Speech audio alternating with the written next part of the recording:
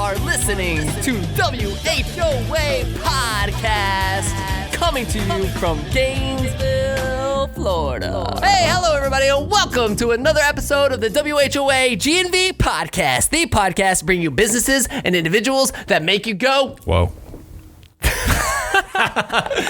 Just tried to stoic straight face that. I was like, I am your host, Collin Austin, and to my left is the Joey to my Chandler, Michael Dees. How you doing? How you doing? I'm doing Joey great. doesn't great, share man. food. How are you doing, dude? On this episode 98? Dude, I am great. I probably have more energy right now in this moment today than I have all day. So I'm doing great. Yeah. Isn't that crazy? Yeah. Because it's like 10 o'clock at night. It's 10 o'clock at night right now. Yeah. Yeah. Excellent. Well, dude, before it's my cute wine. Yeah. It's the cute wine left over from last week. Right. Hey, excuse me. Before we get into the show, you guys, we have to thank our incredible sponsors. Mad shout out to Dar Shakow Insurance for their continued support of our show. These guys specialize in all kinds of insurance, y'all. Like everything. Listen to me. You need general liability for your business? Boom. They got it. You need garage liability for your business? Boom. They got it. You need your property. You need your property in your business insured? Boom. They got it. You need your work and personal vehicles insured? Boom. You got it. You need health insurance for your team? Boom. You got it. You need your boat insured? Boom. You got it. You need your special event insured? Boom, boom, boom, boom, boom. You got it. You guys, you need EPLI? Listen. Oh, what's that? That's right. The employment practices liability insurance that you never even heard of, that you don't even know you need. Boom. They got it. So make sure you contact it, you guys. They insure all of our stuff. John is telling me about it. Seriously, John Dar is telling me about new insurance like every 72 hours. It's like a policy for our policies. Seriously, before this recording, I texted him and I said, hey, buddy, if you had to guess the number of insurance types available that you sell, what's the number? What do you know the answer? What do you think? No. I mean, I just saw it in the notes, but if I had to guess, I would have been somewhere in maybe 40, 50. Yeah, 126 different types of insurance. You guys, make sure your business is covered. Make sure your house is covered. Make sure your family is covered. Protect everything. Volcano insurance. We haven't had one in a while. You guys, contact our friends at Dar Shakow Insurance at 352-338-0552 or visit them at darshakowinsurance.com. That's DARRSCHACKOW insurance.com. They are incredible and they will take excellent care of you guys. And thank you so much, John Dar and family over at Dar Shakow, for sponsoring our podcast. And go follow them on YouTube. He's trying to get his YouTube follower up, right? Dude, he's gonna get it. He's gonna get it. He's been hustling hard. I want to make sure he gets it. Was it 100 that he was trying to get, or 1,000? Yeah, it was 1,000. I was gonna say 100 seems 1,000 subscribers. Trying to get him to 1,000. Go follow John Dar Shakow on YouTube and help him reach that goal. He's got great content too. Yeah, he does. So you ready to get into the show, man? I am stoked. This is he's already given me a shade about my cute wine and everything. That's where that came from. Colin's drinking vodka Red Bulls. He's got some Captain, and I've got the cute wine. We're having a good time. Apparently. We've had a really good time tonight. Today on the show, we have Dr. Joe Johnson, keynote speaker and peak performance coach with the Joe Johnson Group. My friend, what is up? Welcome to our show. What's up, man? Great to see you, man. Great to see you. Haven't seen you in a while. I know, man. Yeah. That's what I was just telling him. I was like, so when we first met, it was in Starbucks, right? In Starbucks. And I remember you handed me like one of the flyers for your new book. You had a new book that had just come out. Yeah. Wait, hold on. So how did that happen? Was this just like you guys were standing in line for coffee? Like what was the genesis of the moment? I think I was just sitting. I think I was sitting at one of the tables, or like we were. Or maybe it was like one of the long tables or something. Probably because I don't remember. Yeah, because I just remember, for me, it's like I might have heard something or saw you, was like, I think that's the guy. I don't know. It was, for me, it's always about connecting and just say, hey, how you doing? This is what I do. Let's connect. Keep it moving. I love that about it. Did you recognize him from like just Gainesville or the scooter guy, or was it the podcast? Like, how did you recognize him? We didn't even have the podcast going there. Yeah, the podcast wasn't going on, but it was just the scooters, and I think you probably had a shirt on or something. I don't remember exactly, but hey, if I look at people and they look at me, shirt on. Well, a shirt with the logo, like a scooter shirt. I hope he had a shirt on at Starbucks. You're like, oh my gosh, that's that cool scooter guy. I want to connect with him. That's how it went down. I'm pretty sure. Right. But yeah, it was just like, hey, how you doing? Boom, connect, and that's what it's about, man. Everything's about relationships. Sure. Yeah. So, you went to the University of Florida for. Well, how about this? Tell us your story. That's how we like to start anyway. Just tell us your origin story, man. Tell us all about you, and then I'll just ask a whole bunch of questions from there. Absolutely. So, I had the luxury of living on a military base, and then once my parents got divorced, I moved to what a lot of people would call the hood, right? And so my whole goal when I was younger was to get out of that neighborhood. And I ended up earning And where was this at? In Milwaukee. Okay. 53206, they say, has the highest incarceration rate for black males in America. And you wouldn't think that because it's Milwaukee, Wisconsin, right? But you go to Milwaukee, you be like, oh, wow, this isn't what I thought it was, right? It's a great place and a lot of good things to do there, but certain areas it's rough, like any other city. But I use sports to get out of that environment. And what sport? So I played football and basketball my whole life. And I ended up playing football and basketball my first year in college. And I went to a community college because I only graduated with a 1.6. And I was way in Arizona. I left Milwaukee, went way to Arizona, and I ended up getting cut from the football team. And I was killing. And everybody was like, how did you get cut? And I was like, I have no idea. So I ended up playing basketball. Then I was doing a little bit of both. But anyways, ended up at a Division II school, was tearing it up, had some workouts with some NFL teams. When that didn't work, it was like, what do? You're playing sports your whole life, and you're like, oh, here come that money, right? But I realized when I got older, I didn't really love football. I didn't love it. I was just good at it. And so from there, I ended up going to graduate school after I knew football was done, even though I only had a 2.4 coming out of undergrad. I went to graduate school and ended up being a school counselor. So I worked in K through 12 for a minute, and then I worked in corporate doing sales, and I was great at sales. Ooh, they loved me at Enterprise. I used to work at Enterprise. They loved me there. Then I worked in higher ed. I ended up at the University of Florida. I had 2 positions at the University of Florida. And at the same time, when you understand the system, you know that when you work at certain universities, they pay for your PhD. So what I did was I got my PhD paid for at the University of Florida. And through all of that work experience from K through 12 to higher ed and corporate America, it was like, this is cool, but this ain't it. All right, real quick. So how does one just end up at the University of Florida? You saw a position that was open and you applied for it because you were in Arizona and you're like, let me go to Florida now.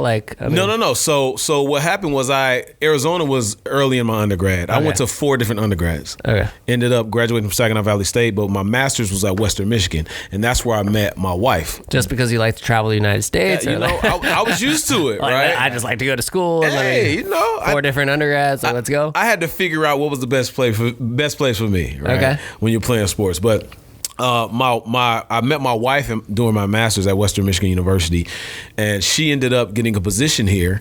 She's a psychologist, Dr. Brandy Pritchard Johnson, and I ended up coming and getting a position as well. I didn't know we were going to end up here, and that's when I was working full time and doing my PhD. Yeah. So someone that has a 1.6 GPA, I'm surprised you remember it because mine were probably equally low, and I have shot them out of my memory. I couldn't tell you what it was. Someone that has a 1.6 GPA, then a 2.4 GPA. And then you became a counselor.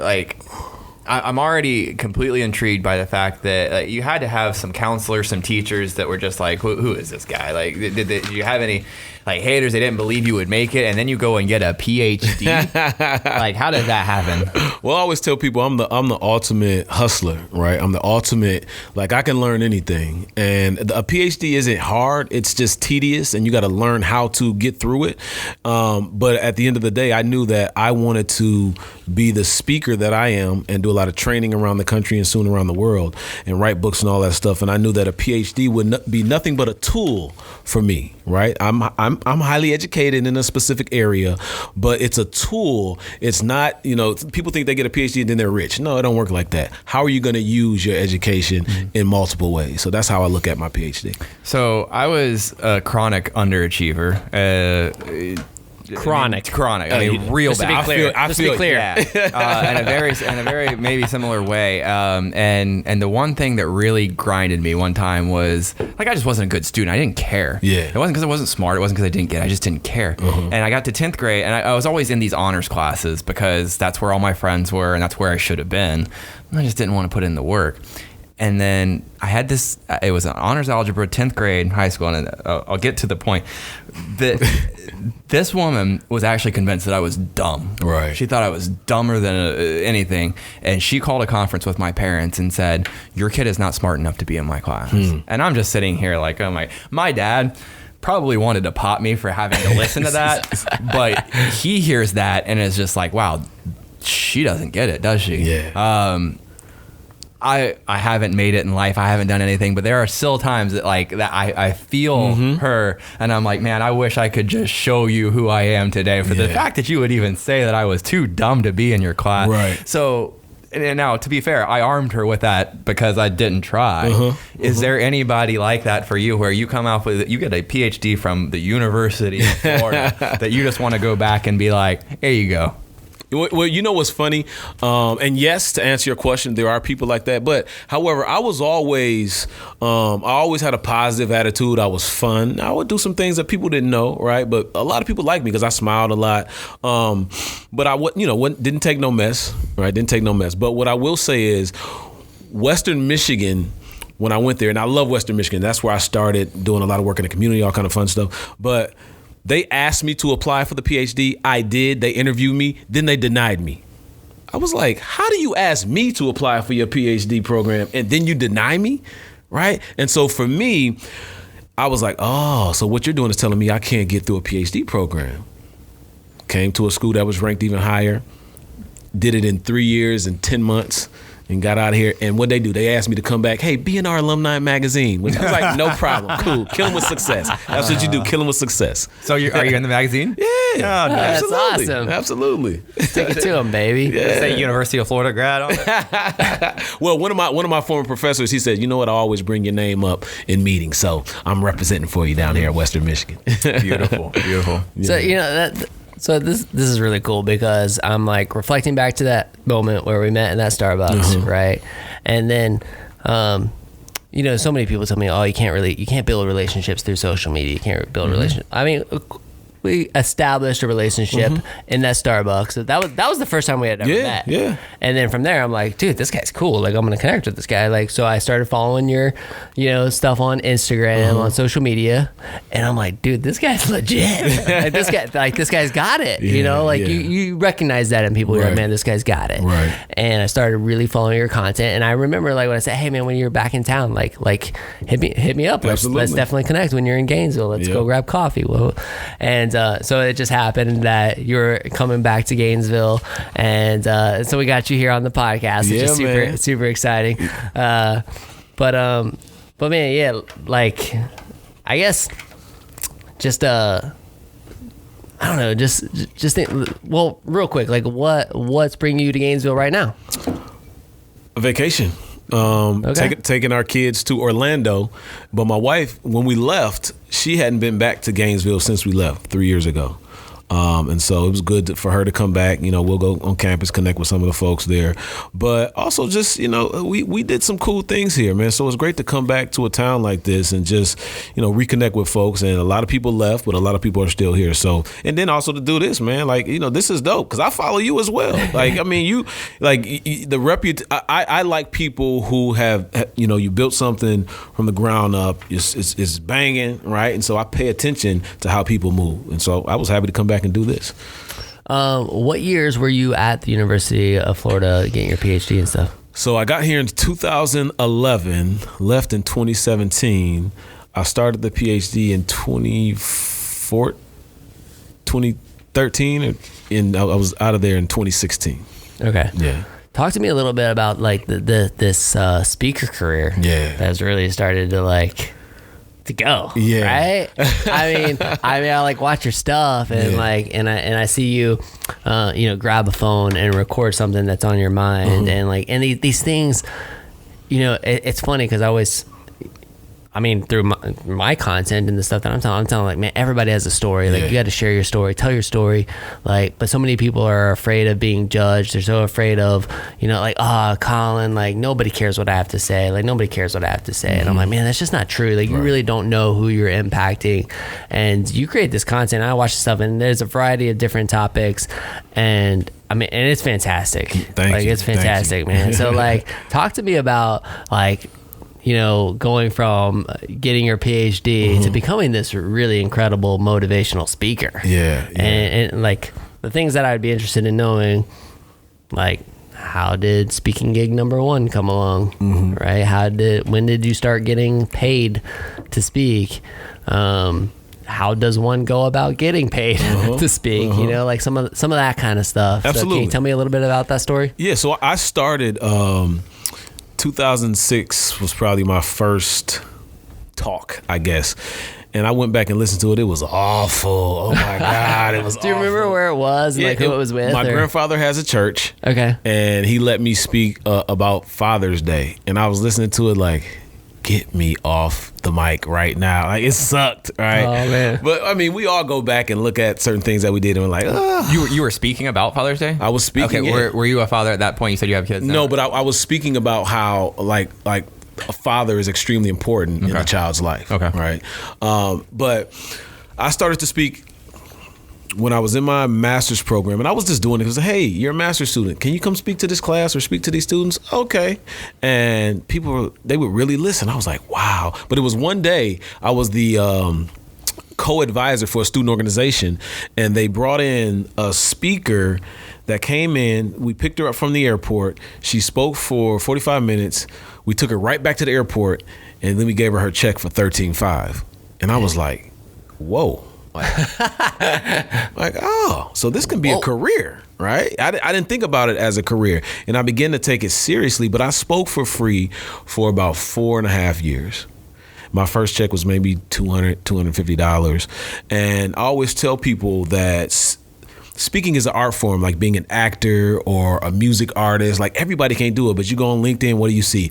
Keynote speaker this. You're like, no, you're not. Anybody could talk, but everybody can't speak, right? And so there's a big difference. And, for me, it was putting in that time, learning how to put myself out there, obviously the little stuff like videos, having a website. But what's most important is a lot of people do it because they think they can make a lot of money right away or get some money. And it's cool. You can get paid a lot of money. But the reality is if you don't love it and it's not just in you, you'll never be good at it. You know what I'm saying? So for me, I'm serious about it. So when people come, hey, I want to be a speaker, I'm like, you sure? Why? Because I take it serious. It's the same way if somebody come in and say, I do your business too. You're gonna have a few questions for him. Am I right? So I take it extremely serious as a speaker. It's an adrenaline rush, isn't it? Yeah. I love the feeling. The way I describe it is when I was in college, I played trumpet in this local ska band. I bounce around from stage to stage here in Gainesville, and we'd get on there, and I just loved being on stage and the adrenaline rush that I would get from that. and now like speaking is the same way. Yep. Like I get up there and there's just this fulfillment of like really inspiring a group of people and then having them reach out to you later or even afterwards being like, man, like you really touched me, like you really impacted my life. Yeah. And it's even more fulfilling when they reach out to you like 6 months later and like, hey, like I heard you speak at this event and I made this change in my life and this is where I'm at now. You know, like that feeling is like the greatest, right? I mean, but well, let me say this because you just sparked something in my mind, right? You just sparked something because I shared with you that I played sports and I worked out for NFL teams and that didn't work. And having worked in K through 12, higher education in corporate America, and when I said, this can't be my life, there's no way. What I realized was that I needed to find a career that gave me the same high as the sports. When I was playing sports, you get out on that field or on that court, all eyes on you, like you ready. Speaking is the same thing. You practice, you get out there, all eyes on you, it's go time, right? And so it really helped me to just feel good in a space. And like you said, you're adding value to people's lives. Like I get emails like I was depressed, I was thinking about killing myself. Like you never know who's in the audience. Right. So I love it. That's what I always tell people. Like I'm like, you don't even know who you're impacting unless they really make the attempt, or take the time to actually send you a message and say, hey, like this really impacted me. Like you never know. Right. And you're creating content and you're putting or sending out a message out there by speaking on stage that's literally changing somebody's life. And that's so cool. So I'm like really into this right now because, and the reason being is because in the last 6 months, I've started to round this curve where I'm starting to actually get paid to speak on stage, which is really cool. Went to Columbus, Ohio, in September. Ohio State? No, it was for an event called AIM Expo. So it was within our industry, the motorsports industry. Got it. I mean, you can tell me about, but I thought I did pretty well. I mean, there was like some minor technical difficulties that were out of anybody's control, but no, I mean, the speech was great and everybody basically my technology was way ahead of their projection. Like I got like the newest laptop and things weren't syncing up correctly. Right. So I had to work through a couple kinks, but I got paid to speak and been paid to speak, locally this year already. And I'm getting paid to speak next month. I'm going to Jacksonville and I'm cloud nine. It feels good, right? Now I'm doing this and I'm getting paid to do it. This is awesome, right? Right. I mean, so what is your advice to somebody who is in that? I've been an entrepreneur for 16 years. I'm starting to really connect with. Don't get me wrong. I love to be an operator of a company. I love being a CEO, running a business. That is fun for me. Speaking is like a glorified side hustle, just like podcasting is.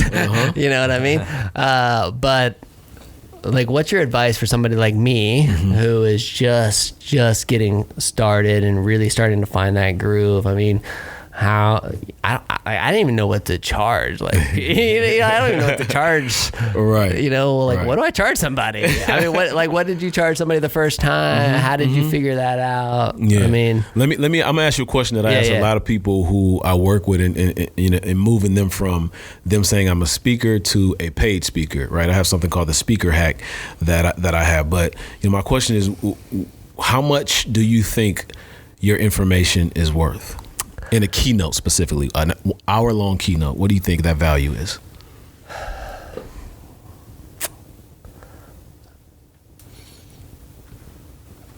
Shoot for the stars, buddy. I would say in a dude, that's such a hard question. Like, where's the context to that question? Because I think it depends on. I mean, like, do you start analyzing it from like, how big is the audience? How big of a group am I speaking to? No. Think about yourself. You know what you bring to the table. So I've the value that I put on it when people ask me is like my time is $4,750 for an hour if I travel outside of town. And then I tell people when I'm inside of Gainesville, I'm so invested in the success of this community, which is why like we do this podcast for number one, right? Like, and by hiring me to come speak to your organization here in Gainesville, all of the money gets feeded right back into this podcast. So I do it like heavily discounted, right? Where it's usually like $1,000. I don't know if that's like the right answer. I don't know if that's like the right amount. You know, and if I'm being completely honest, I would say in my 16 years, I've not valued myself enough. I'm definitely one of these guys that's a little hard on myself. That's like, I mean, here I am saying like, you know, people say, oh, people don't care what I have to say. I'm kind of like people don't want to pay me for what I have to say. You know what I mean? So I think I'm tough on myself. And I don't give myself enough value or enough credit for the experience and the knowledge and the value that I can bring to the table. I think the first thing that comes to mind for me hearing you is, you know, you got to come from the mindset that people will always pay you more for what you know than what you do. Right. And you know a hell of a lot. Like, you've run a successful business, and I'm still learning all of the other stuff that you know. Right. And through, you know, our ability to build our relationship, I'm going to learn even more. And so one of the things that I would share with you is like, you know, obviously, you know, the audience that you're going for. If it's corporate, you know that they have higher amounts of money to pay speakers or trainers. I'm going to put you on some other game. Nobody will ever hear me call myself a motivational speaker. Why? Because I know in the K through 12 space, they don't often hire motivational speakers. You can say I'm a trainer and you go in, you will speak, but knowing the business in that market, they're not going to hire somebody that says, well, I'm just they don't want motivation, right? What do you bring? You know what I mean? So understanding the business, because a lot of times we spend so much time working in or on the business instead of in the business, right? In the business instead of on the business. And oftentimes you got to have the business mindset of a speaker as well. So, you know, I think we're going to have a longer conversation off the podcast because it's deep, but I want you to understand that what you have is way more valuable than $47.50 or whatever you're charging. And I'm not saying that there's nothing wrong with that rate, because that's good money, right? That's great money, actually. $1,000 is great for an hour, right? Compared to what a lot of people are making in America, just in general. But I think I just want you to think about what you have and what you bring to the table. And I will say, I think the value is more than that. How much did you make on your first paid gig? $200. $200? About $200, $250. But how much do you make now? It just depends on where I go. Like, you know, it'll range from 25 to 11.5. Like, you know, corporate is, you know, my model this year is switching from doing a lot of college and K through 12 to doing more corporate, right? Because instead of me doing 3, 4, 5 K through 12 college gigs, I could almost get that in one corporate gig. You know what I mean? And so, and a lot of times, and I've worked in all those sectors. Right. So I think that's why it's important to learn your audience and learn where you can go. But also, you don't have to just set yourself up for one particular audience. I speak to elementary students all the way up to corporate America. And they're like, how do you do that? I set myself up like that. All right. So do you have representation, or is it just you? Like, do you have a speaker bureau or whatever? Yeah. What's so funny is just got off a call with them last week, and we just split ways. Just because it was cool, but it wasn't working the way that we both wanted to work. And there's no love lost. So I'm back to just me, and I'll probably have some representation soon, but it's a hustle. Yeah. It's a hustle, but I love the hustle. And part of it more than a hustle is just, I meet a lot of people, you know, it's about relationships. It's cool, man. Yeah. Money aside, is there, I mean, you talked about doing the K through 12 circuit and the corporate, is there one that you'd rather do, or that's more gratifying for you to speak to? No, man, because, you know, there's so much that you could bring in. You know, you got the young ones, you could bring a lot to them, but then you got I'm not gonna call them old, but seasoned individuals, right? There's so much that you can bring to them. I just love the art of bringing value to people and sharing things in a way where they're like, I didn't think about it like that, right? Sometimes I'll say the most basic stuff, but it's the way that I say things. They're like, wow. And sometimes I'm like, that wasn't even that deep, but they took it like, oh my goodness, right? But it added value to where they are in their lives, so I can't discount what I said. You feel me? Is it easier to have an impact on an impressionable group of people, but maybe is kind of confined by their ability to think, the younger crowd, or higher level thinkers that are probably too hardened in their ways to maybe even receive an impact? Yeah, so for me, it hasn't been, because I love what I do so much, and because I've practiced so much and I've had so many different opportunities to grow and develop the skill. I haven't really had a hard time with any audience outside of the audience that feels like they know everything, right? But even in those rooms, there's only a couple of people that act like that. It's not the entire room, right? And sometimes my background is counseling, so I have to call the elephant out in the room, and that's what I do. But there's a strategic way to do that, right? So both have... I'm not going to say it's easy, but I've learned the skill to navigate all of those spaces. Sure. Yeah. So one of the things I immediately latched on to, you talked about your history in sports and the high speed. You know, how do you replicate that? Because you're used to that. I think back to, we had Dan Wiseman on. I think it was around episode 79. He came from a military background, life or death situation. You're leading people into battle, and then you come back to civilianhood and nothing really matters like it used to. Ahmad talked about that. Ahmad Black in episode around 43 or so from a sports standpoint. So that being you're like around 43 or so. Like, are these like the actual episodes? I am guessing, but I think that I'm somewhere close. I'm gonna be amazed if these are like the actual episode. He hit it right on the money. Somebody go back and fact check me, and if I'm like plus or minus 5 on the aggregate, then I'll give myself a pat on the back. But it's definitely it's a real thing that I'm learning. You're just in doing this podcast, that like something I've never considered before, because I've never been in either of those fields. So so I don't know if it's a piece of advice or anything, but how do you navigate that? Somebody that's been in a situation where that it's high speed or it's high stakes, and then they come back down to normal world, and how do you motivate them and get them to buy into whatever it is they're doing? Like what is that like? You know, you have a lot of people that's been through a lot. And a lot of individuals they develop a certain mindset where it's almost like they're stuck. And sometimes you won't get through to an individual until you've tapped an area within their soul, right? And so what I mean by that is, you have to figure out where they're hurting.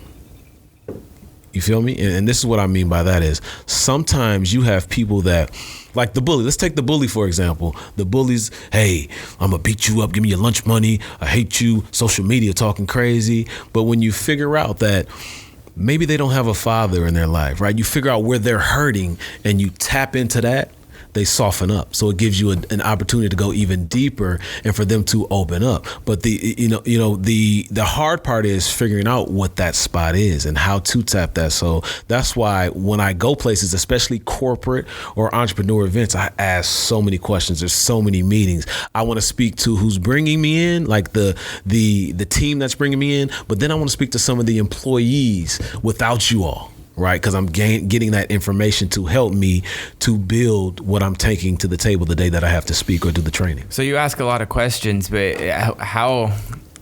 walk me through selling that trust, that vulnerable. I mean, you're asking people to be super vulnerable. Yeah. How do you get them to that point where they're willing to talk about it? My background is counseling, bro. Yeah, but give me the way. Like, there's a level of speaking with people, and let me give you a prime example. If I go into a room and I'm meeting with somebody for the first time, the one thing that I will never do is start talking about myself first.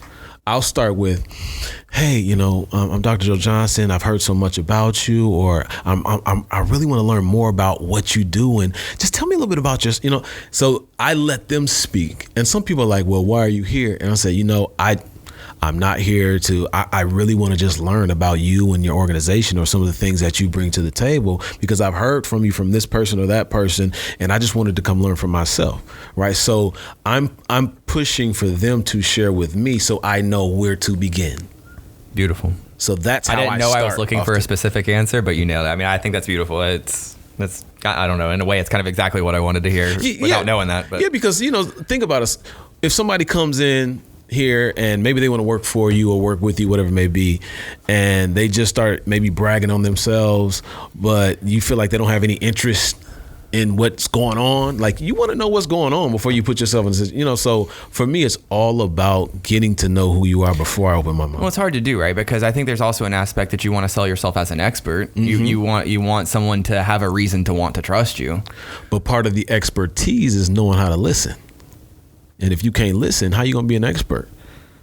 Because when I'm having a dialogue with you, what I've learned is I'm going to use the language that you use. For prime example, some people around the world say, the African Americans in the United States. Some people say, blacks in the United States. So if I'm having that conversation, I hear you say, well, the blacks in the United States, I'm going to say, oh yeah, the black, instead of saying African Americans, because I'm speaking your language. Mm-hmm. You follow me? So it's whatever it may be, you want to speak their language. Right. And that goes for anything. I look at emails. What type of language are they using? Right. We're trying to build the culture and the climate in our company, diversity and inclusion. Like, I want to use their language when I speak to them. So it's important for me to learn about them as much as I can. GPA is just a number, man. You're way too smart for a 2.4 GPA. That's too funny, man. Too funny. What kind of content are you consuming? Do you consume any? What? A lot. Yeah. Yours, man. You consume your content. Listen, I'll tell you. After today, I'm gonna go and look at even more podcasts from you and you, because it's important for me to, whenever I connect with people, I don't like superficial. Like I didn't come in here like, hey, my name is Dr. Joe Johnson. Like that. I don't do that. Like, let's have a real connection. But that's a really good voice thing you got going there. How are you? Hello, I'm Dr. Joe Johnson. Right. I know when to pull that card on people. I had to a couple times, and it's so funny when people have a stank attitude, and then I say, yes, can you let them know this is Dr. Joe? Oh. Hey, I'm like, why you got to be like that? So I know when to pull that card. Right? Yeah. But, the same way that we talk about exercise and going to the gym and the food we put in our bodies, it's important for us, for our diet, to consume a certain type of content to feed our brains, right? And to feed our souls. And so, the type of content that I'm listening to is always stuff on, obviously, personal development and growth. But right now I'm in a season of my life, and I'm gonna be transparent with y'all, where I had a true wake up call in my relationship with my wife, right? A true wake up call, because I was the guy who thought that success would fix the stuff here versus have your home right and the success is gonna come. Don't that'll play out the way it's supposed to play out. And she's been my team member for so long, but I was so focused on getting here. I got to take advantage of every opportunity because I grew up not having. And what I realized, I was taught by my mother to always be self-sufficient. Don't depend on anybody. And what that did throughout my life is I developed an attitude to focus on me, like a self-centered type attitude. You feel me? And even though I got married, we have 2 beautiful children, I never released myself from that. And what I realized was that I was using some of the same skills and thought process that I used to get out of survival mode, leaving the hood, when I'm no longer in survival mode. And it can't work like that. So right now I'm consuming how to be a better man in general and in a relationship. Anybody specific that you're consuming content from? Well, so I was just listening to Brene Brown. She does a lot on vulnerability. And one of the reasons why I like her is because she also talks about her struggles, Like I got to go back and re-listen, but I think she was an alcoholic. I think the way that she was talking. So I don't want to say she was, but she really talks about her struggles a lot. But also I listen to a lot of Lewis Howes. His is The School of Greatness, his podcast. But what I love about his is it's all about masculinity, like a lot about masculinity. He has a book on masculinity. And, you know, we have to reinvent what it means to be a man, because some of the ways that we were taught and what it means to be a man, like I spent December and January crying like a baby. Like a baby. Man, you just told me I was cute for drinking red wine. You still cute. hey, you're still cute over there, but I was crying like a baby, right? That's awesome. But it was because I had this like epiphany, right? Like, wow.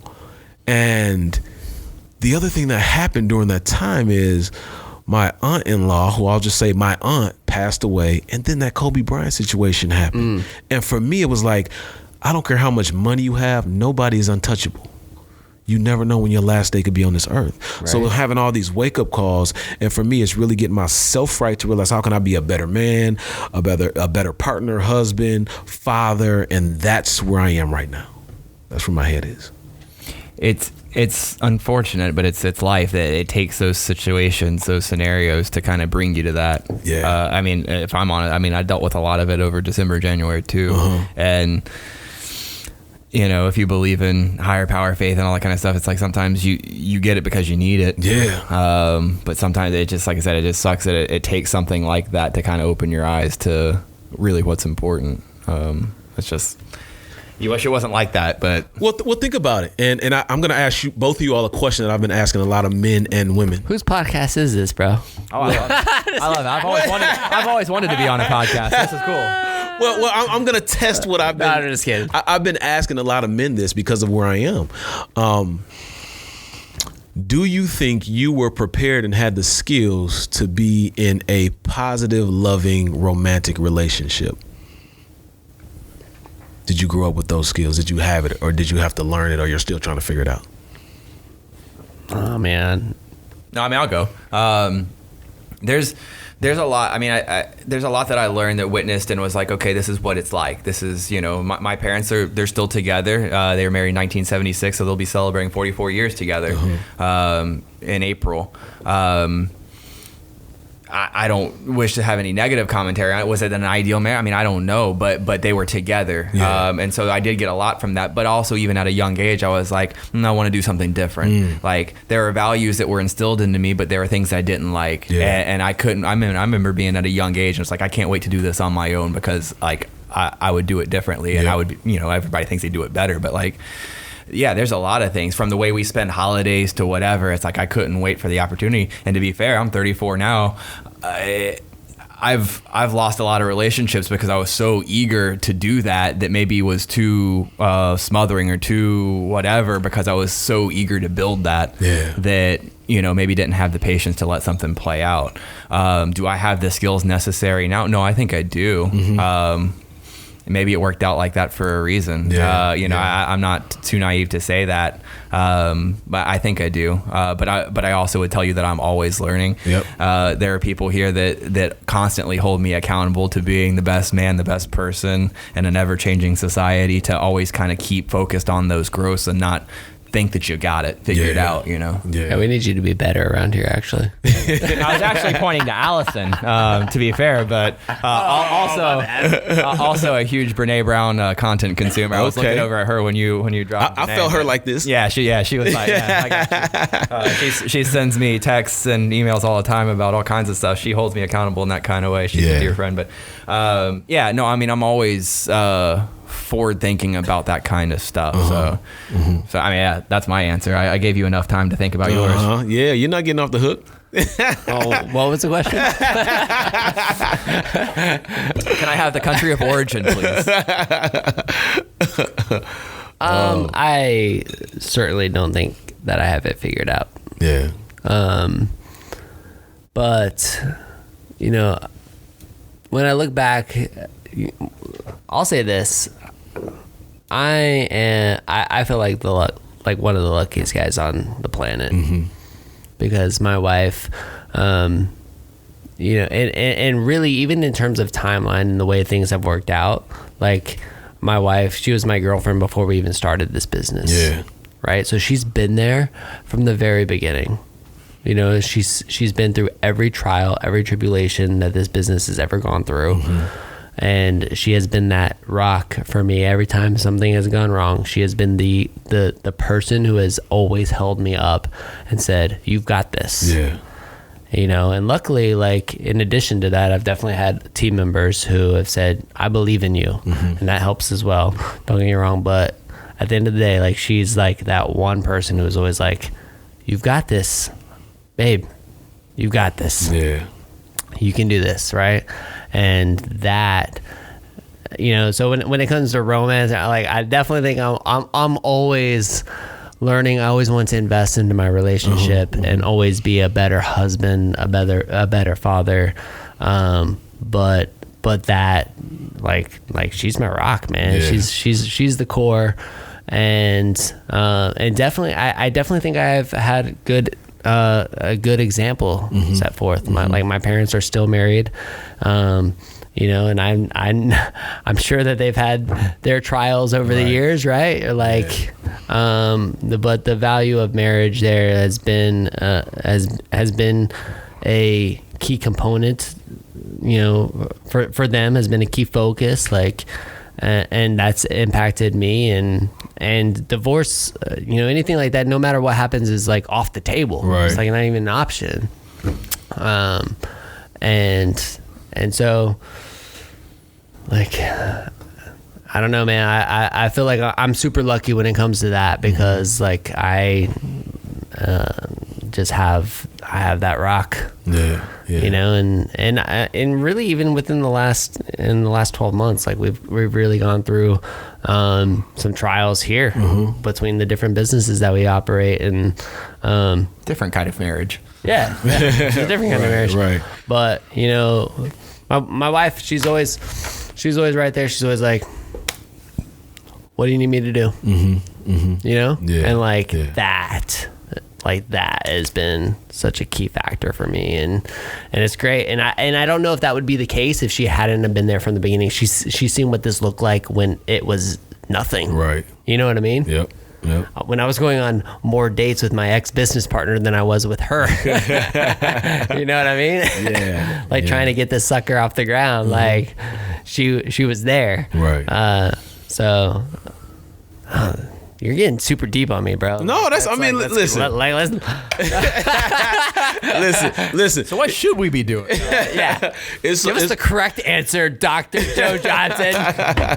You know, it's just always good. I am forcing myself, because I didn't used to talk about relationships. It was like, because I feel like, you know, everybody has an opinion once you know, so many people are like, this is how you're supposed to do relationships. I'm like, shut up. No, you do it. You do what works for you, right, and your relationship. But I think what's important for men is for us to have more dialogue like this. But the other part is for us to unpack our pain. And I've been in therapy twice a week for the last 2 months, because I realized that even though my background is counseling, I'd never unpacked all of the pain that I've had. Like, my mother, when I was younger, her boyfriend put a pistol out on me. I got robbed, had a pistol pointed at my head. You know what I'm saying? Like, all this stuff. Like, what age? Like, what I was 13 when they put the pistol at my head, got robbed, and I was probably about 16 when her boyfriend put a pistol out on me. And those are traumatic experiences, but when you grow up in an environment where you're used to, it's like, oh man, just this fool better not shoot me, right? But when you look back, when you get older, you're like, I should have been going crazy, right? And there's so many other traumatic experiences that we have and things that happen to us, but once again, we never unpack it. And I think as men, we have to unpack our stuff in order for us to be the best men we could be, fathers, partners, husbands, whatever that we can be in our lives. We got to unpack that stuff. So I'm 100% in love with this conversation, because it's something I talk about a lot with, but it's how do you fight that stigma? they're having this conversation is a great start, right? Yeah. But it's everywhere in pop culture. I mean, I even think about the times that I've been as raw as it could possibly get, and what do I relate to? I relate to the women singing about it. I relate to the women that are acting about it on social media and all that kind of stuff, because there are no men that are out there that talk about it. It's just how do you fight that stigma to where it becomes okay? How do you how do you get pop culture out there so we have songs that we can just be like, you know what, this guy gets it rather than this girl gets it, you know what I mean? Oh, absolutely. Because we're all guys are, and I'm not playing the oh man it's hard to be a man card, but like you always hear the songs about the guy that's a womanizer, he's the one that's breaking the hearts, or he's the one that's the deadbeat or whatever, and it's like, man, I've been on the other end of that so many times. And what do I find comfort in? The girl singing about it, and not the guy saying it, because that doesn't exist. Right.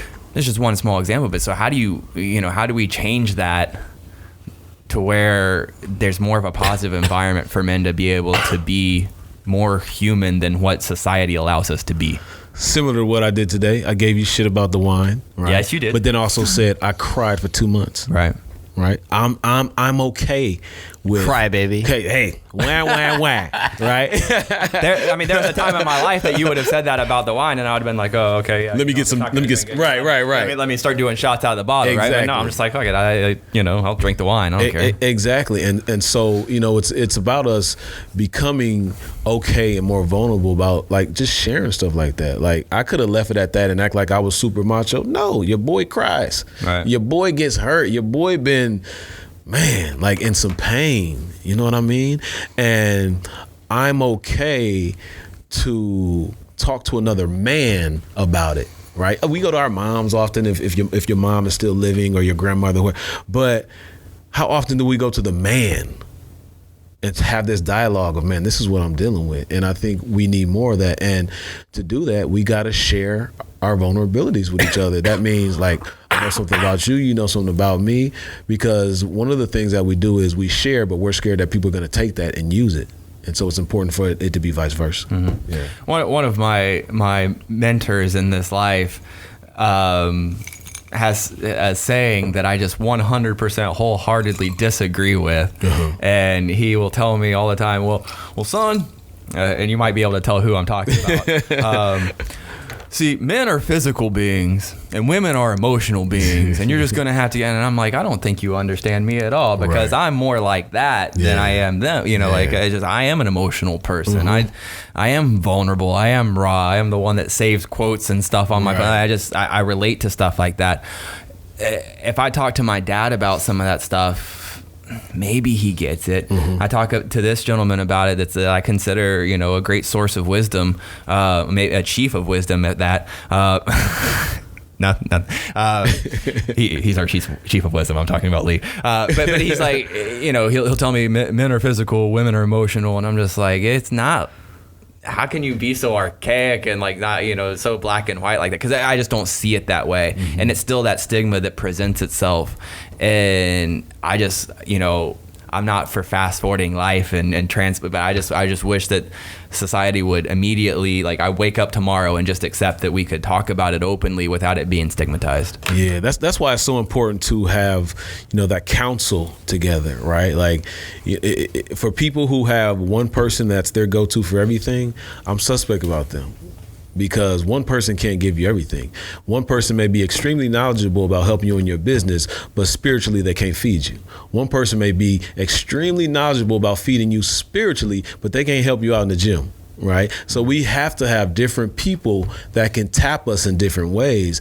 And some, for the lack of a better word, some old school thinking type men, like our dads or our granddads, they come from a certain mindset where back then they worked, the woman stayed at home, right? Took care of the kids, cooked. We live in a new age and we deal with a lot. They dealt with a lot, but they're like, no. I'm not going to deal with it, right? And so they give you advice that in reality, they haven't upgraded the programming in their mental laptop, right? And so they're still stuck there giving you advice that was only relevant to the time when they were younger, but now it's no longer relevant. So your counsel got to be right. So as a mindset shifter, which is in our program notes here, do you have these conversations with people that are kind of stuck in their ways? Is there getting through to them? Well, there's two ways to think about it. There's one, hey, how can we have some meaningful dialogue and see if, we can have you think differently or have a different perspective. And then there's, I'm not going to argue with a fool, or I'm not going to have dialogue with somebody that's so stuck. You're wasting my time, right? So you have to decipher and have the discernment to say, am I going to waste my breath with somebody who they're just them. They're going to be who they are, or you're going to have some meaningful dialogue, and it may shift the person somewhere else. And sometimes it's a trial and error. Let me try it, and then you figure out, that person ain't budging, so leave it alone. That don't mean you can't like them or be around them, but certain type of conversations not going anywhere. So you have to have that discernment in yourself to know how to deal with those individuals. He giving me the stare down, man. What's up, man? What's up? This is awesome, man. It's good stuff. We're gonna have to wrap up in a little bit, actually, but before we do, what's been the biggest story? When you're getting on stage, through your career, all of the stuff that's happened, what's been the biggest impact story that you've heard, where somebody came to you and they're like, man, you changed my life, or what's the biggest impact story you've heard? Well, I wasn't on stage in this particular one. I was at the gym. Okay. And I played basketball maybe 3-4 times a week, and your boy still got some skills. Now I'm out there, the young guys are like, sir. Then I go out there, they're like, I want him next game, right? But I was on the court, and I'm still very competitive. Very competitive. All my boys played Division I. A couple of them played overseas basketball. I was the only one that ended up playing football in college. But I was playing with this one guy, and he was just stinking it up. And I was like, oh, dude, what's up? And at the end of the game, he came to me and he said, man, I'm just happy to be out here. And I started talking to him. I was like, what do you mean? He said, man, I went to a chiropractor and they accidentally broke my back. And so I had to get surgery about a year ago. And so I'm just happy to be out here. And in that moment, I was just like, all the judgment I had about his basketball skills and what are you doing out here? I said, it's perspective, man. I didn't know his story. And so for me, how do I get to know folks' stories before I start saying, oh, you're this or you're that? So that moment right there really changed the way that I look at people. You didn't have the context. Yeah. So I have to say this just because I did talk about it earlier, and I for anybody listening, I don't want to make it seem like I was throwing anybody under the bus or anything, but one of the other mantras I've gotten from the guy I was talking about earlier is there's always a side of the story that you don't know. Yeah. Yeah. And that's something that I've always found incredibly valuable, because it's an accountability check. Yep. You can assume the worst. I deal with it in leadership. Someone calls out sick. Sometimes the first thing that goes through your mind is, are you really sick? Right. Could you really not come to work? Yeah. And it's because we deal with it as leaders, and now it's like I'm thinking about how I got to rearrange my day and who's gonna have to pick up the slack. But it's like I have to remind myself, well, first of all, they might really be sick, and the first thing is the welfare of that employee. Are they okay? Maybe they're lying to me. I don't know. At that point, you know what? It doesn't even matter. Right. I mean, a little bit, but it doesn't matter. But it's that there's always a side of the story that you don't know. Do they feel comfortable in even telling me the truth? I have to ask myself that question. Is it a or is it do I take them for the words that they're puking the brains out right now? But sometimes you gotta get. Were you really sick a couple weeks ago when you were like? I was top 3 sickest I've ever been in my life. True story. If I had to record a podcast by myself. You left your boy hanging, man. He was sick. I learned a valuable lesson that chicken wings are great for the Super Bowl. Sushi, maybe not so much when it's a 6 p.m. kickoff and you don't put it up until 11 o'clock at night and then you eat it for lunch the next day. Yeah, don't ever do that. Idea. Yeah. So you had the bubble guts. Oh, I had it. Man. Well, off record, I'll tell you stories. All right, we're moving on. Yeah. But always the side of the story that you don't know, and that's definitely a valuable, like I said, it's an accountability check too. Yeah. Because you never know. That's why I love going places. I got tattoos and they see them, and sometimes people are scared of me. I get in the elevator or go places, and little do they know what I do. And it's not that I want to. They're just making that judgment based off that. Right. And sometimes I just want to go, and just scare the hell out of them just because. But it's you don't know. I mean, to be fair, you could have a hat that said like softy instead of savage. But like, savage and everything, just business, everything, right? But you're right, man. I mean, just the fact that we got to check ourselves, man. We gotta. Everybody is going through something or have been through something, and they have a side of the story that we do not know. So we got to check ourselves. It's good. love it. What's your biggest failure? My biggest failure up to this date is the way that I was operating in my relationship with my wife, to be flat honest. Because once again, I thought that, and Will Smith said it the best. He put it the best a couple weeks ago. He said, you can't achieve your way out of your childhood wounds, right? And I was like, oh, that's deep. That's deep, right? And so I think I had a lot of childhood wounds that was impacting my relationship and how I operated in the relationship. And I thought that success in business will work this out. The business part, the relationship part out. That's not the case. I had to do some work on me. And I think that's my biggest failure to this day.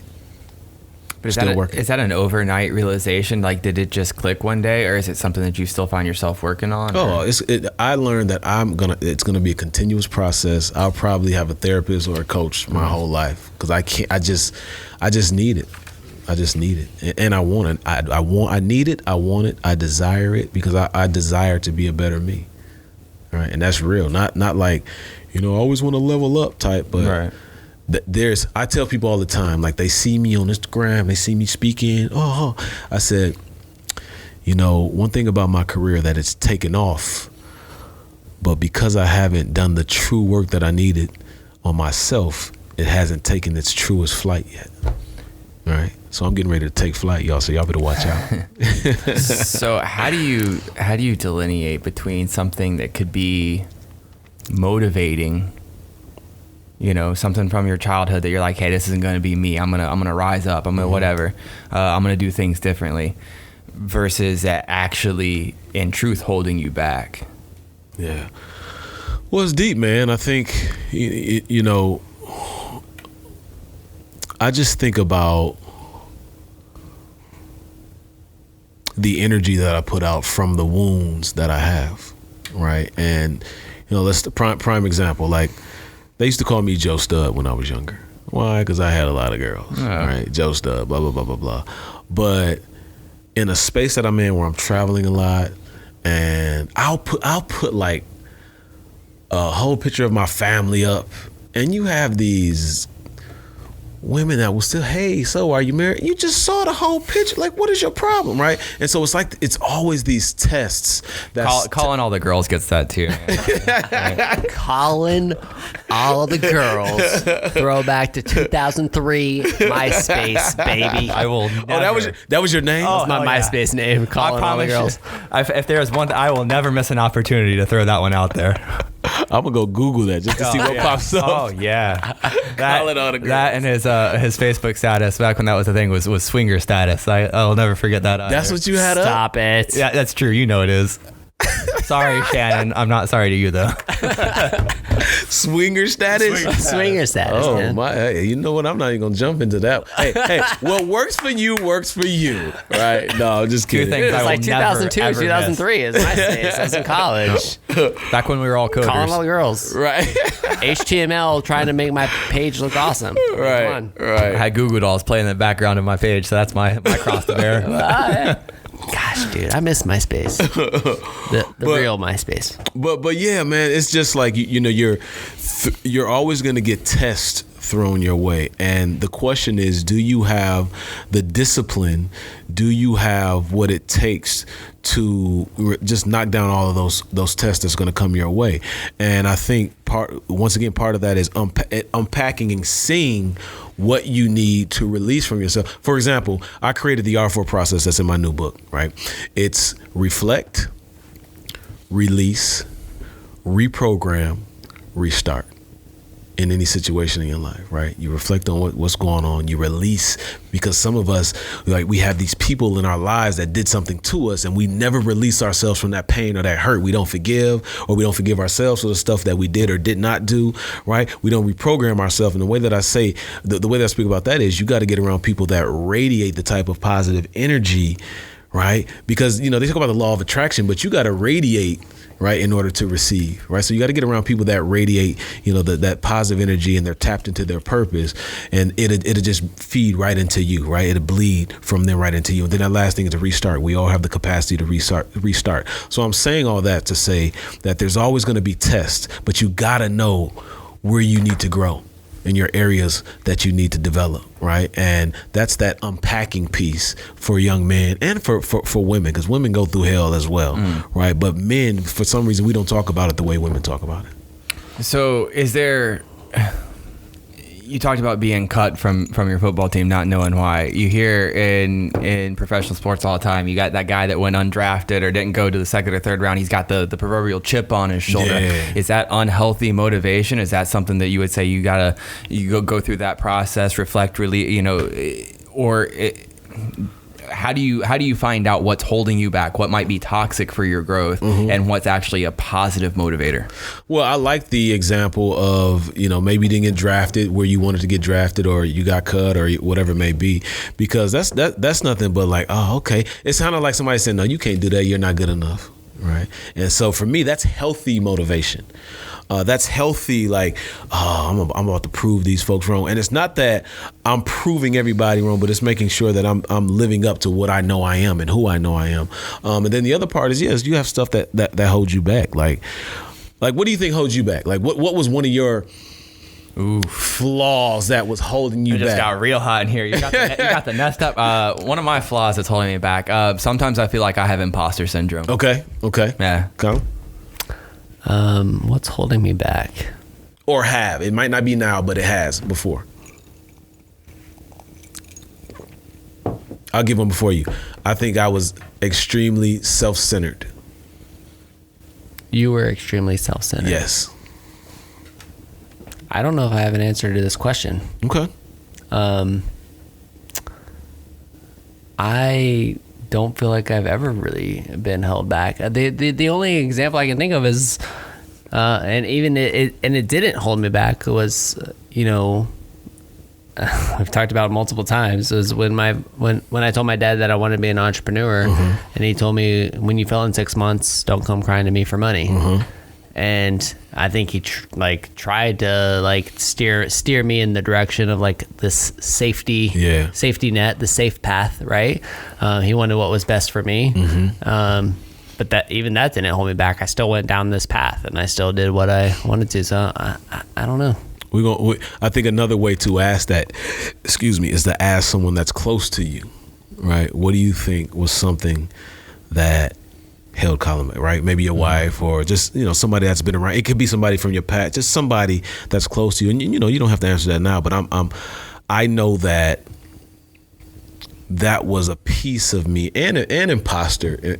I would say imposter because, as a black male, there was a way that I had to operate, right, in certain spaces, right? Like you told me, I had that voice. Like I can go back home and be like, "What up, dog? What's good? What's happening, man? What's popping?" And then I can get into an office and be like, "Hey, how are you?" Awesome. Right? Like I know how to turn it on, right? Is that your critique on white people? I just No, that's just that was my professional voice. See, I didn't say white. I didn't say white people. I know. That's my professional voice. But I know how to cut it on. Like, hey, how you doing? Oh, it was. I am doing well. Versus I'm used to saying, "Oh, I'm great," or "I'm good." Right, I'm doing well. Like I heard so many professional, or that's how you're supposed to say it. But the reality is, man, I said, I'm gonna be my authentic self, right? I'm gonna be who I am. Some people gonna like it, some people not gonna like it, right? In my mind, I'm giving you a fuck you, right? In my mind, I'm not saying that out loud, but in my mind, because some people, they just have issues. And this woman came to me one time after I spoke. She said, you come off kind of cocky. And I was like, really? I never heard that before. And then I said to her, I think I know what it is. I said, You've never been around somebody that's so tapped into their purpose. See, that's a different energy and it feels different. And when you're around so many people that are not tapped into their purpose, you don't know what to do when you get around somebody like that. And she just looked at me like, and I just walked off, because that's real. I'm not cocky. I just love life. I love what I do. I'm tapped all the way in to my purpose. And some people can't take that. We got to wrap up in a minute. But on that, what's your purpose? So I'm gonna be very clear, because my wife and I have been talking about this. Let me say she's mentioned it, and she talked about how a lot of times when we talk about purpose, we talk about it in the context of your career, right, and the work that you do. And I know the book that I wrote, the first book, Pursue Your Purpose, Not Your Dreams. It was a focus on, what are you gonna do in terms of your career? But my purpose in life, to be honest, is to build a family that I didn't grow up with. And I'm not saying I had the worst family at all. I love my family, but my wife and children need to know that they are number one, and everything that I do is for them, and their input matters. That's number one. The other part is my friends and the people that I hang around. If I'm not bringing value and positive energy and helping them develop, I'm not their friend. That's number two. And number three is, when it's all said and done and I'm gone, I want the world to begin to talk more about purpose than they do dreams. Because we'll talk about dream big, follow your dreams all day long, but for some reason we don't like to have as much dialogue about purpose, and that's a totally different conversation, because purpose and dreams are not the same thing. Every blue moon they align, but they're not the same thing. So those are my three. So how do you change that? Do what I do. Keep writing about it. Like my next book, right? My first book was Pursue Your Purpose, Not Your Dream. Now my third book is about purpose as well, from a different context. I've been doing a lot more work and having conversations like this and bringing it up, because whenever I say, what do you think when you hear Pursue Your Purpose, Not Your Dreams? People are like, right? But then also living it. Because what people don't understand is there's if you never tap into the initial layer of your purpose, you will never get introduced to the other layers that come along with that. Because when you started this and when you started to do this work, you probably never thought that you'd get introduced to whatever or this or that, because your purpose will put you around people that you never thought you would be around. Your purpose will take you to places that you've never been. Your purpose will put you in so many different areas that your pastor can't take you. That's why purpose is so important. So I have a question for you. Can your purpose bankrupt you? Can your purpose bankrupt you? Yeah, and the reason financially. And the reason I asked that is, I'm gonna try not to. I'm trying not to get emotional. Oh, okay. So I started this podcast 98 episodes ago, 98 weeks ago,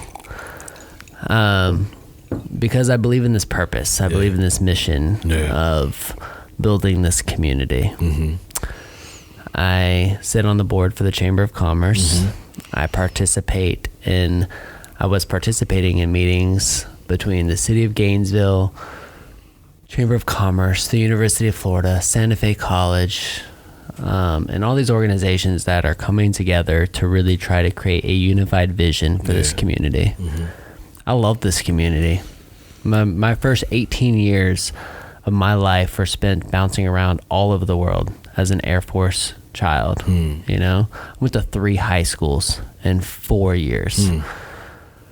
And I came to the University of Florida, luckily, because I got in the only school that I applied to from 2000 to 2004. Started a business, realized that I didn't fit the mold of, college life and getting a corporate job and having the stability and all that. I realized that I didn't fit the mold. I realized that my life was special. I realized that I was meant for a greater purpose. I realized that I was put on this earth to invest and build this community. And in 2018, we started this podcast, right? And I did so because for 3 missions that I've talked about plenty of times over the course of this podcast. 1, to help us retain our top 7 talent coming out of the University of Florida, keep a lot of them here in Gainesville. 2, to attract talent, experienced talent, investor dollars to Gainesville, Florida. And 3, to build as many connections as possible between business owners here in Gainesville, right? All of this has happened. We're at episode 98.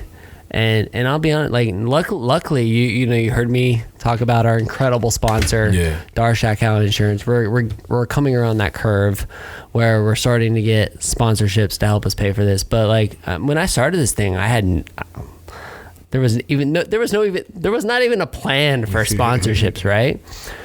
And so these sponsorships are critical to fueling this mission, right? And so I'm going after it. I'm going after them hard now because we need them. We need help to support this podcast and to keep this thing living on and to tell stories exactly like yours and to show the great talent that came out of the University of Florida, the great businesses that are here contributing to this community, like everything. But through that, I've realized I'm like, if I don't execute quick enough, if I don't get these sponsorships, my purpose, those missions, and the reason that I'm doing this could bankrupt me. I've invested thousands of dollars into this because I believe in it so much. Can your purpose bankrupt you? And how do you prevent it from doing so? Well, let me say this because one, I see, your heart is in this, right? Big time. Yeah. And, the way that I would answer that question is, and to be frank and honest, like every blue moon, I think financially that probably can happen, but you can't let it bankrupt your soul. And when you're doing heart and soul work, there's something that happens in that type of work where it may not work out that first time or the way that you thought it's supposed to work out, or it might not work out that second time. But you're a businessman and you're smart. And what that means is when you're doing heart and soul work, you're going to say, if this isn't working here, I got to do it this way. Or let me try this way, right? You're smart enough to do that. And so what I would say is yes to the financial, maybe you can, but don't let it bankrupt your soul. Because when you're doing something like this for the reason that you're doing it, you'll never go bankrupt. And it's going to work out the way that it's supposed to work out because you're also smart on top of that, right? So that's how I'm going to answer that question. And I may not have answered it the way you wanted to hear it, but that's how I feel it. That's good, man. Yeah. It's good. Yeah. Absolutely. We got super deep on this episode of the WHO. Sometimes we just get super deep. No, that's good, man. Yeah. Well, thank you so much for coming on our show. Man, thank you. This is awesome, man. Yeah. Tell our audience where they could connect with you, where they could follow you, send you a DM, whatever. Like, I know you're on Instagram because that's where I'm always chatting with you. I'm on Instagram heavy at Joe Johnson Speaks. Heavy. Like, I'm on there every single day at Joe Johnson Speaks. I mean, you can catch me on LinkedIn, Facebook, but Instagram is where you'll find me. But also, for those of you who are trying to figure out what you want to do with your life, career, whatever it may be, you can go to purpose2020.com, purpose2020.com. And if you think you want to be a speaker and you want to tap into that world, you can go to speakerhack.com, speakerhack.com. I think I need to go to speaker. You've plugged yourself before, haven't you? Oh, always. And last thing I will say, because I say it all the time, and if we're closing out, and this is the last thing I have to say, I'll just say, pursue your purpose, not your dreams. And in life, we do 2 things. Either we evolve or we evaporate. I'm Dr. Joe Johnson. Thank you all for having me. Evolve or evaporate. I like it. Well, man, thank you so much for coming on the show. This is awesome. Yes, this is great. Thank you. Wow. World, thank you so much for listening. This is the WHOAGNV podcast, the podcast bringing you businesses and individuals that make you go, whoa. Whoa. Whoa. What was that Joey Lawrence? Whoa. Whoa. We will see you later. Bye.